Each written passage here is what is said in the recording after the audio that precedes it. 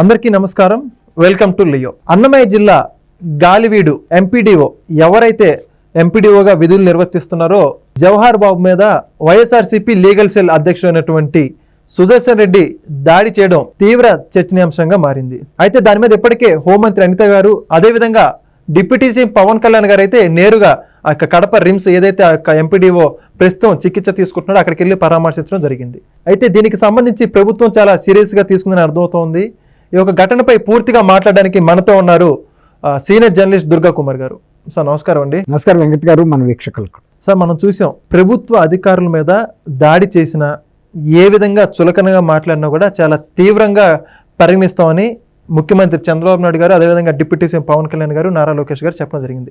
అయినా కూడా వైకాపాకి చెందినటువంటి నాయకుడు ఎవరైతే ఉన్నారో సుదర్శన్ రెడ్డి అని చెప్పేసి అన్నమయ్య జిల్లాకు చెందినటువంటి లీగల్ సెల్ అధ్యక్షుడైన ఈయన ఎంపీడీఓ ఒక కుమారుడైన ఎంపీపీ కుమారుడు. అయితే ఎంపీపీ ఆఫీస్ కీస్ అడిగినందుకు ఇవ్వలేదని చెప్పేసి ఎంపీడీఓ సుదర్శన్ రెడ్డి ఆ యొక్క జవహర్ బాబు మీద దాడి చేశారని చెప్పేసి పూర్తిగా వైరల్ అయిపోతుంది. మొత్తంగా ఇలా గవర్నమెంట్ అధికారుల మీద దాడి చేయడం గురించి ఎంతవరకు సవ్వు అంటారు? మీరే ఉంటారు. ఇప్పుడు మీరు చెప్పారు ముఖ్యమంత్రి, డిప్యూటీ ముఖ్యమంత్రి, లోకేష్ బాబు గవర్నమెంట్ అధికారుల మీద ఎవరైనా చెయ్యేస్తే కఠిన చర్యలు తీసుకుంటామని. అధికారులను రక్షించాల్సిన బాధ్యత ప్రభుత్వం మీద, ఏ ప్రభుత్వం మీదైనా ఉంటుంది.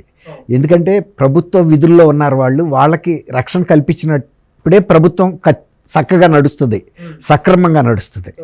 అయితే వైఎస్ఆర్సీపీ ప్రభుత్వానికి ఇప్పుడు మీరు చెప్పారు అతను లీగల్ సెల్ అధ్యక్షుడు కూడా అని. జిల్లా లీగల్ సెల్ అధ్యక్షుడు అయి ఉండి వాళ్ళ అమ్మ పద్మావతం గారు గాలివీడు మండల అధ్యక్షురాలు అయి ఉండి ఆ కార్యాలయ తాళాలు వచ్చి అడిగాడంటే అది ఒక అలవాటు కిందకు వచ్చింది. గతంలో వాళ్ళు ఆ గాలివీడు ఎంపీపీ ఆఫీసుని వాళ్ళు అడ్డాగా వాడుకున్నారు. పార్టీ అడ్డాగా మందు మాకు అన్ని అక్కడే తీసుకుంటారు, కార్యకలాపాలు అన్ని.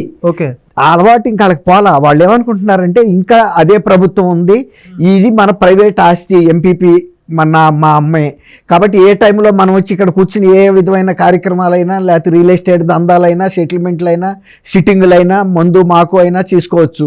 ఇది ఒక క్లబ్ హౌస్ అనుకుంటున్నారు తప్ప అది గవర్నమెంట్ కార్యాలయం. దానికి ఒక బాధ్యుడైన ఎంపీడీఓ అధికారి ఉన్నాడు, ఇతర సిబ్బంది ఉంటారు, అనేక మంది సందర్శకులు వస్తారు. ప్రభుత్వ ప్రతిష్టకు సంబంధించిన కార్యాలయం, దాని ప్రతిష్టను కాపాడాల్సిన బాధ్యత మనకు ఉందనేది వాళ్ళకి మర్చిపోయారు.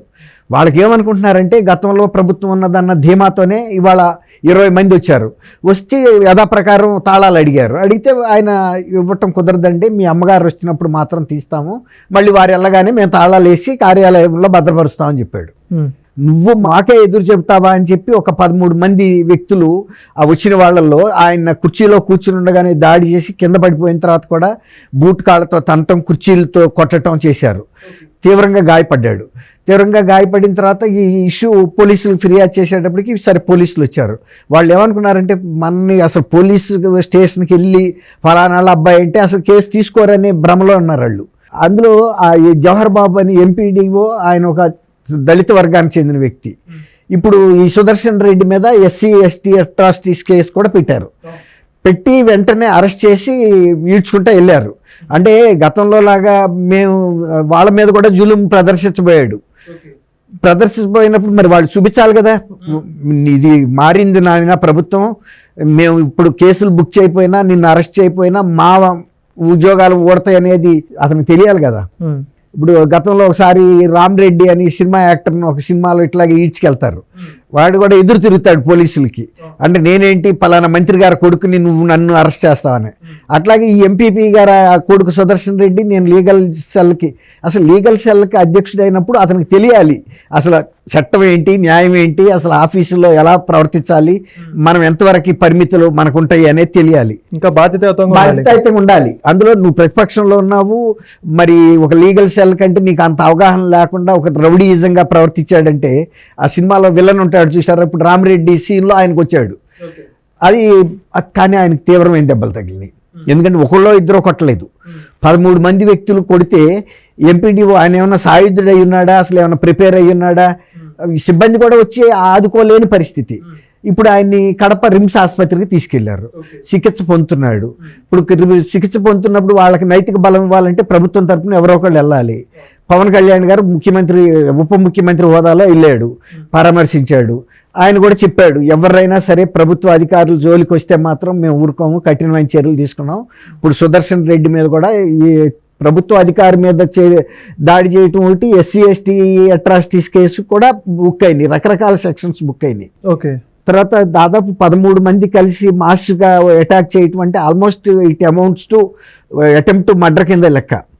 ఇప్పుడు ఒక వ్యక్తి మీద 13 మంది దాడి చేస్తే ఆ వ్యక్తికి తగలరాని దెబ్బ తగిలితే చనిపోయే అవకాశం కూడా ఉంది. ఇప్పుడు ఎవరు ఎట్టా కొట్టేది ఎవడో తెలుసు. ఆయన ఏమన్నా సెల్ఫ్ డిఫెన్స్ చేసుకునే పరిస్థితిలో కూడా ఉండడు. అతను ఒక అధికారి, అందులో అతను ఊహించడు కూడా కదా ఈ విధంగా దాడి చేస్తారని ఉద్దేశం. ఒక వ్యక్తి 13 మంది అందులో అతను కుర్చీ మీద పడిపోయాడు. వీళ్ళు తనగానే కుర్చీలోంచి కింద పడ్డాడు. పడిన తర్వాత ఇక బూట్ కాళ్ళతో తనడు మొదలు పెట్టారు. ఇక ఏది దొరికితే అది, ఇక వాళ్ళకి ఏముంది.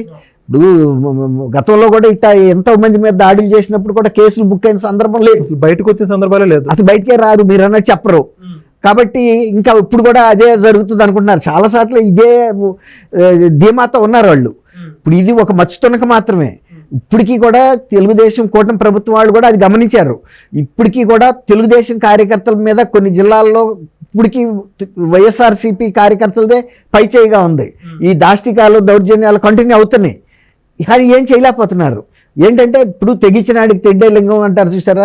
ఇప్పుడు మొండివాడు రాజు కన్నా అధికుడని వీళ్ళు ఈ దౌర్జన్యాలు చేయటంతో గతంలో ఈ 5 ఏళ్ల నుంచి సబ్మిసివ్గా బతికి వంగి బతికిన తెలుగుదేశం కార్యకర్తలకి ఇంకా ధైర్యం ఇంకా రావటం లేదు.